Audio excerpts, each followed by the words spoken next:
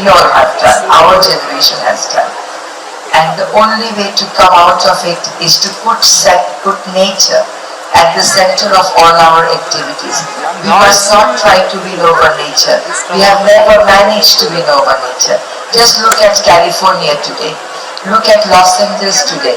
Think about what's happening there. With all the powers in their hand, with all the technologies in their hand, a country like USA is helpless. We have to protect our air. We have to protect our soil. We have to protect our water. Any development that does not protect the soil that gives us food, the water that we have to drink every day, the air that we have to breathe every second is not a development.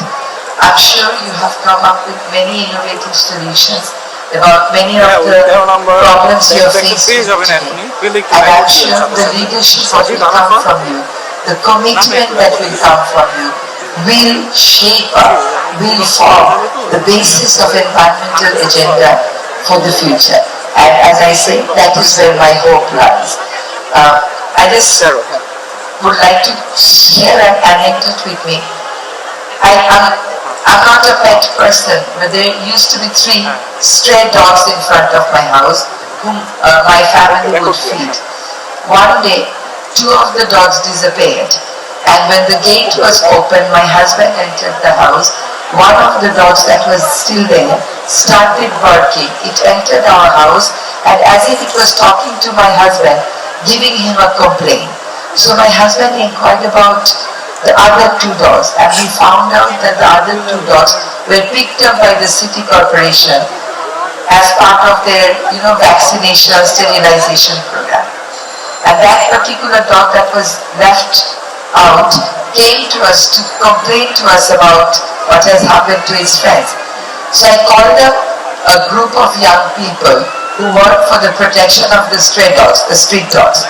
And within 10 minutes, that group gave us the particular of the 2 dogs that we picked up from my gate, which shows that they are so compassionate, so organized, that they take picture of all street dogs, put them in their record, so anytime anything wrong happens to the dogs, they come as watchdog and try to rescue the dog.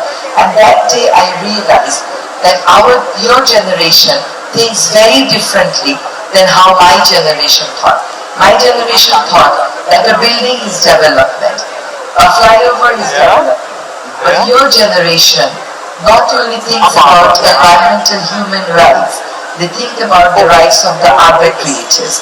And when we talk about nature, when we talk about environment, we have to remember a few things. One is, environment is not only about rights of people, it's about rights of lives that cannot speak for themselves. So we have to be ecocentric in our approach and not anthropocentric.